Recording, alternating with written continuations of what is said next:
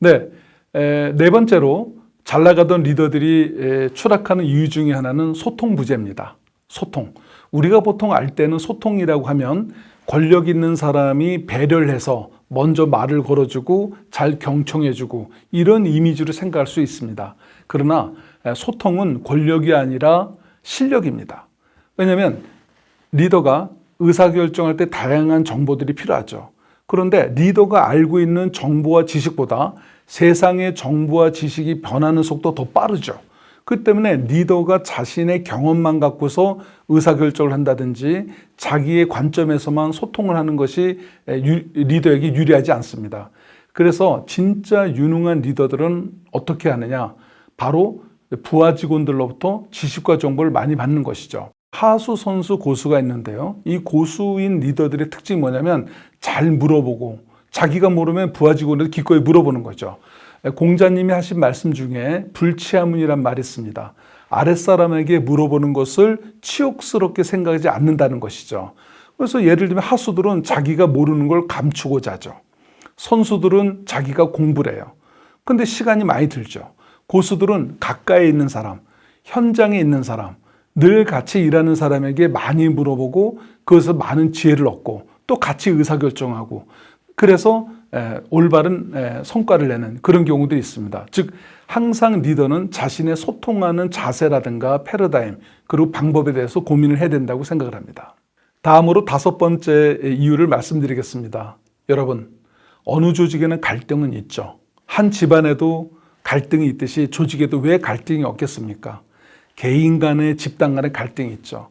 근데 리더가 너무 앞서 나가고 자기만 챙기다 보면 아랫사람들 간의 갈등, 조직 내부의 갈등을 간과하거나 회피하는 경우가 많이 있습니다. 그런데 조심해야 될 게 있습니다.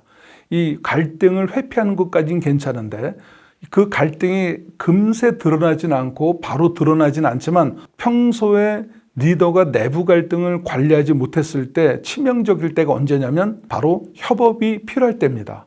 협업을 통해서 성과를 내야 되는데 서로가 협업을 안 하는 거예요. 갈등 때문이죠.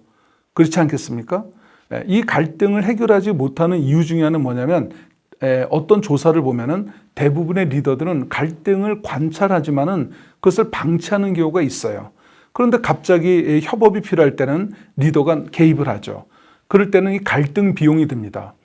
리더가 자신이 정해진 에너지와 시간을 갖고 생산적인 일에 집중을 해야 됨에도 불구하고 감시를 한다든지 갈등 조정을 하는데 시간을 투여하면 누가 손해겠습니까?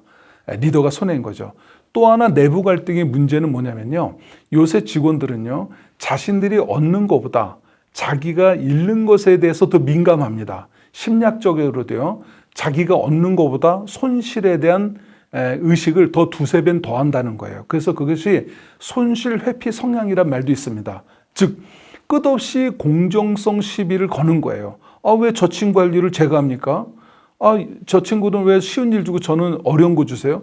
그러면서 본인의 리더의 공정성을 끊임없이 시험하고 끊임없이 판단하고 일을 거부할 수 있죠. 그 리더가 이런 것을 평소에 갈등을 방치했다가 결정적일 때 손해를 봐서 피해를 보는 경우, 즉 리더가 위험해지는 경우가 있다는 것입니다. 마지막으로 여섯 번째로 잘 나가던 리더가 추락하는 이유가 뭘까요? 그건 바로 부당행위입니다. 뇌물을 받는다든지 횡령을 한다든지 성추행을 한다든지 이런 것들이죠. 리더가 보통 자꾸 리더가 되고 올라가고 승진하다 보면요 어떻습니까? 자꾸 권한이 커지죠. 권한이 커지면 그에 따른 권력이 또 생기죠. 이 권력을 사유하는 거예요. 사유하면 이게 문제가 되는 겁니다. 사실 권력이라는 것은 조직으로부터 빌려온 거예요. 어떤 역할에 대한 기대 때문에 빌려온 거지 자기 게 아닙니다. 그래서 사유하게 되면 어떤 일이 벌어지죠? 자기가 맘대로 할 수 있을 거라는 생각을 하는 거예요. 물론 요새 횡령은 쉽지 않죠. 내부 통제가 심하기 때문에 10원 하나도 맘대로 하기가 어렵습니다. 법인카드 하나도 맘대로 쓰기가 어렵죠. 그런데 문제는 뇌물입니다. 뇌물은요. 제가 다른 컬럼에서도 썼지만요. 뇌물을 받아서는 안 되는 이유를 하나만 딱 된다면요. 뇌물은 준 사람이 반드시 기록을 남기고 압박을 하기 때문에 뇌물 주는 사람은 리더를 위험으로 빠뜨리는 사람이라고 파악하면 될 것 같습니다. 근데 세 번째는 성추행입니다. 여러분, 성추행이나 갑질이나 뭐든지 피해자가 인식을 하는 거예요.